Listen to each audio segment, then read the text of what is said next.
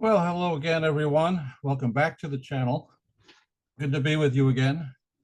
Um, just a quick reminder, 2 weeks from tonight, I'll be debuting Charlie Michaels Live, my first live stream. Never done one of these things before. Hopefully it'll go well. I'm going to have to read a little more about it, familiarize myself with the mechanics of the whole thing. But hopefully it'll go without too many hitches. Looking forward to your participation. Of course, those of you who have blocked me will not be participating. Sorry about that. So you decide. If you want to keep your safe space, you're going to have to give up Charlie Michaels Live. Just watch it the next day. Anyway, I wanted to get back to what I was talking about last Sunday when I was in DC. I dropped a quick video about how we're not going to get anywhere in these debates until we have some terms better defined. The people who put our Bibles into English and who translated the Koine Greek, or the Koine Greek if you prefer, these were not neutral ancient language scholars. These were men who had a dog in the fight. These were rebels of church authority and civil authority. And they put words, Koine words, into the vernaculars of Europe in ways that were agenda-driven. And the most conspicuous of these words is pistis. That's the transliteration of the Greek pistis, which in English is faith. And let me bring that up real quick and I'll show you what I'm talking about. Okay.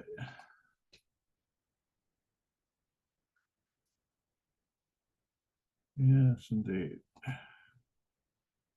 Still getting used to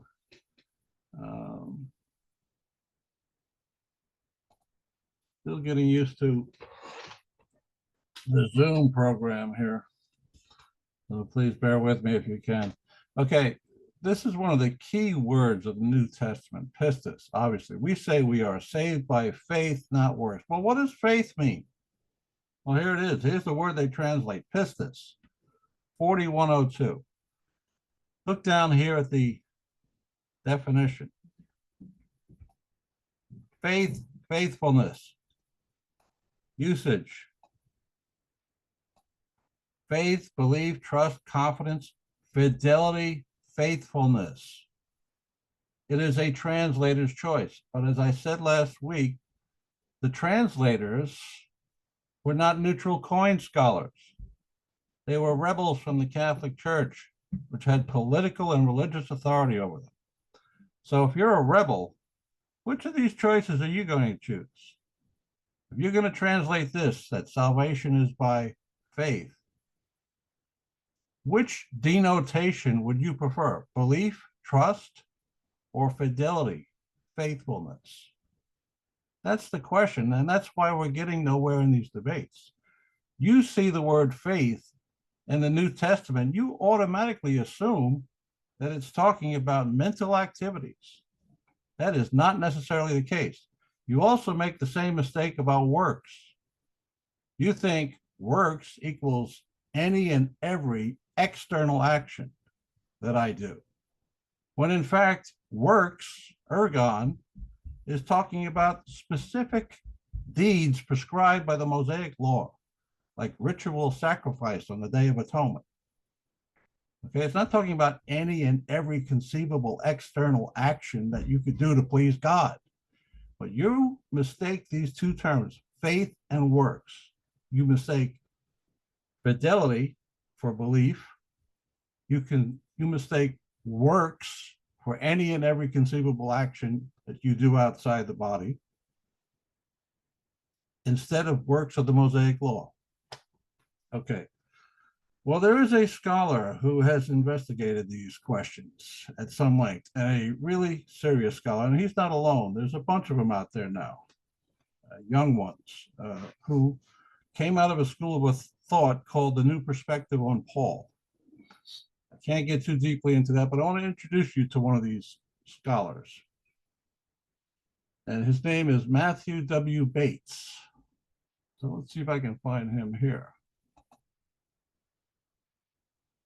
Yes, this is Professor Bates, professor of theology at Quincy University in Illinois, and professor of theology at Quincy. His main teaching area is the Bible and early Christian literature. He also teaches courses in Western religion, church history, and Christian spirituality. Let me go to his most important publication to date, which is 2017, Salvation by Allegiance Alone, Rethinking Faith, Works, and the Gospel of Jesus the King.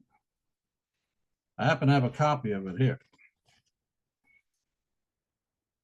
And I recommend you get a copy of it too.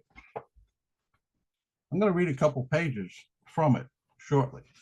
I want to go back to this Greek word here, pistis, the key word of the New Testament. Again, what is the definition? Faith or faithfulness. In our English Bibles, it is constantly translated in the ambiguous English word faith. So you don't know if they're talking about mental activities or fidelity. Well, Professor Bates believes they're talking about fidelity more often than not. In fact, he thinks the best translation of this word in English is allegiance. So let's read a couple pages from his book. It'll whet your appetite. If you're an honest student of the subject, you'll go get a copy of this book. If not, you'll wax dogmatic and forget about it. Let me go to it here.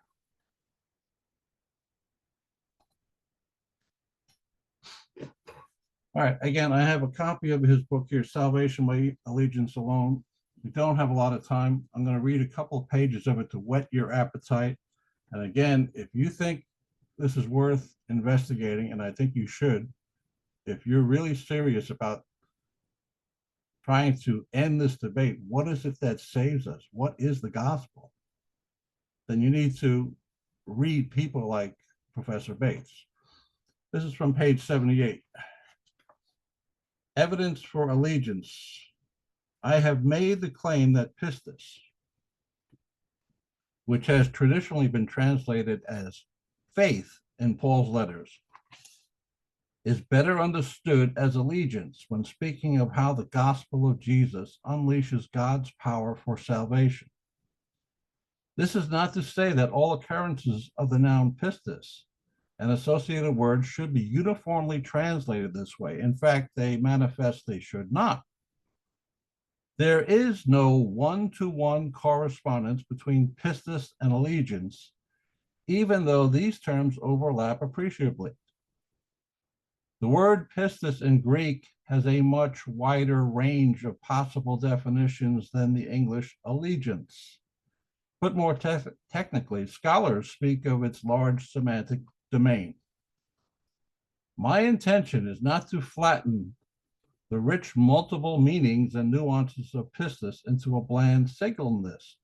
Rather, it is to claim that when discussing salvation in generalized terms, allegiance is a better overarching English language term for what Paul intends with his use of the pistis word group than the more customary faith, belief, and trust.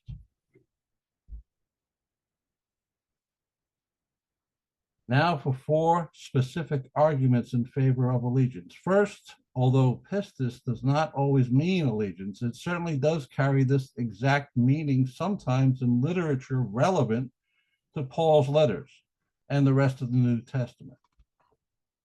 Second, since Paul regards Jesus above all else as the King, the Christ, or the Lord, this is the most natural way for Paul to speak of how the people of God should relate to Jesus.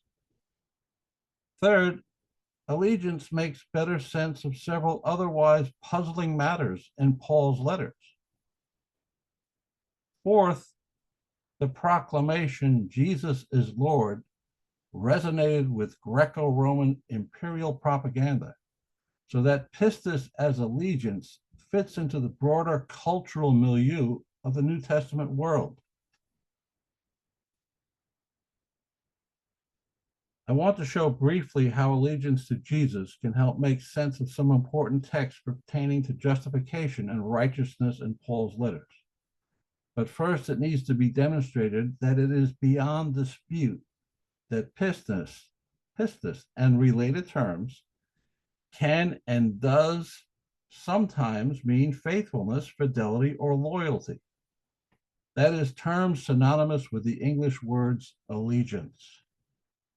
In fact, the most authoritative Greek dictionary of the New Testament time period, BDAG, edited by Danker, gives dozens of references in literature relevant to or inclusive of the New Testament, where something akin to faithfulness is the best definition of pistis.